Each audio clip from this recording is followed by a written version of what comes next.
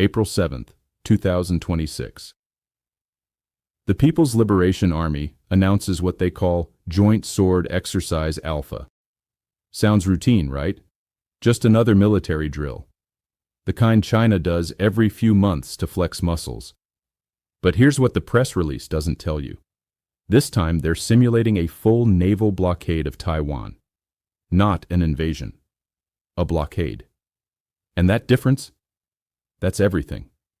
Within 72 hours, Chinese warships form a complete ring around the island.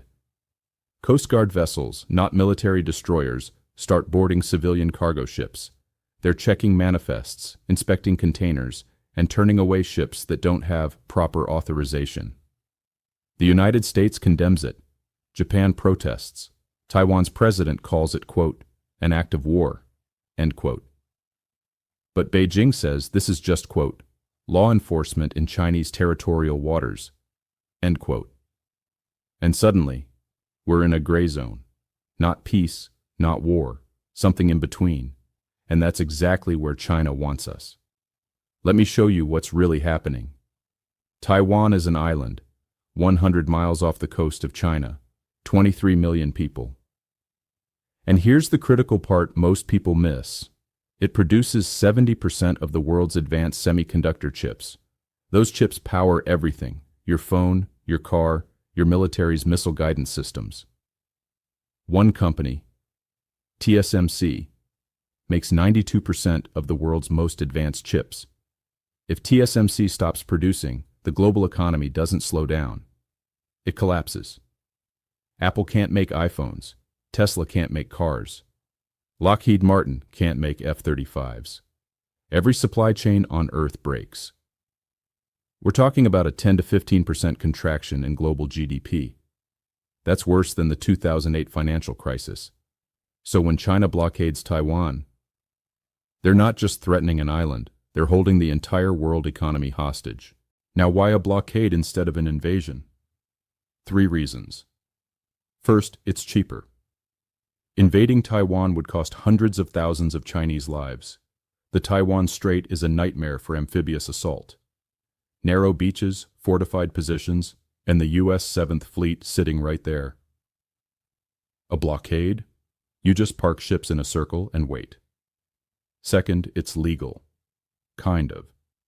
China claims Taiwan is part of China. So technically, they're not blockading another country. They're enforcing customs in their own waters. It's the same tactic Russia tried with Ukraine's Black Sea ports. You strangle the economy, not the military. Third, it forces the U.S. to make the first move.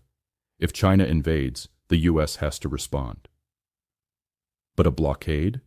Does the U.S. Navy ram Chinese Coast Guard ships? Do they fire first?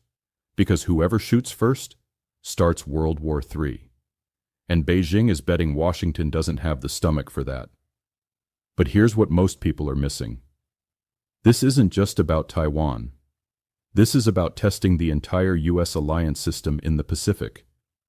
Look at the map. If China can blockade Taiwan and the U.S. does nothing, then what's stopping them from doing the same to the Philippines? Or pressuring Japan over the Senkaku Islands?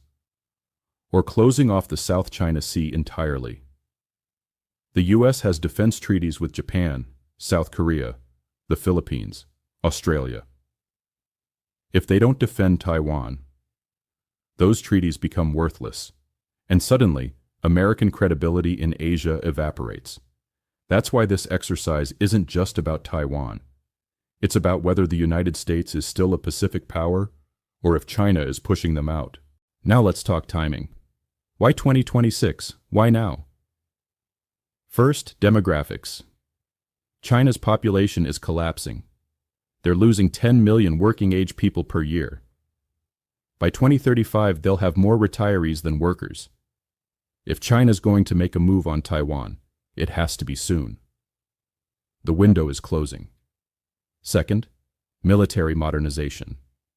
The PLA has been upgrading for 20 years. New aircraft carriers, hypersonic missiles, stealth fighters. By 2027, their military will be at peak readiness. After that, they start aging out. just like Russia's military did. Third, political timing. Xi Jinping is 73 years old. He secured a third term, broken term limits, and consolidated power. If he wants to be remembered as the leader who reunified China, he's running out of time. And fourth, the US is distracted. Ukraine war is dragging on. Middle East tensions with Iran. Political chaos at home. China sees a moment of weakness.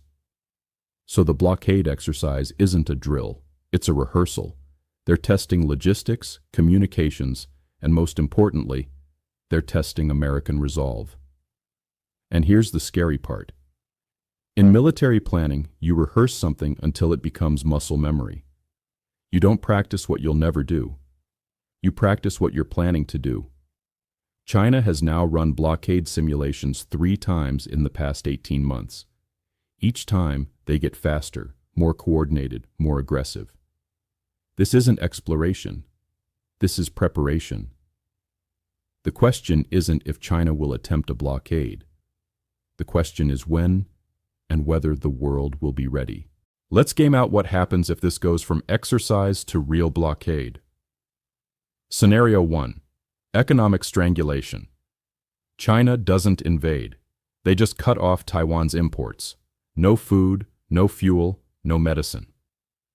Taiwan has strategic reserves for maybe 90 days. After that, the island starts to starve.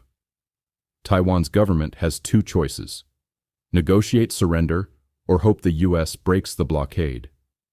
If the US Navy tries to force through, Chinese ships can claim self-defense and open fire, and boom, you've got a shooting war. But here's the trap. Does the US risk a war over Taiwan? Public polling in America shows only 38% support defending Taiwan militarily. Compare that to NATO allies, where support is above 70%. So Beijing is calculating, if we make the cost high enough, Washington will back down. Scenario 2. The creeping invasion. China doesn't do a full D-Day assault. Instead, they take Taiwan's outer islands first. Kinmen, Matsu, the Pratas Islands. These are tiny, lightly defended. China occupies them, declares victory, and waits. If the US doesn't respond, they take the next island. And the next. Like slicing salami, one piece at a time. By the time they reach Taiwan proper, the US has normalized Chinese aggression. This is the Crimea playbook. Russia took Crimea in 2014. The West condemned it, but did nothing. Then Russia took Donbass. Then they invaded Ukraine. Each step made the next step easier. China's watching, and they're learning. Scenario 3, and this is the nightmare. Escalation spirals. A Chinese Coast Guard ship rams a US destroyer. Or a Taiwanese F-16 shoots down a Chinese drone. Suddenly, both sides are firing,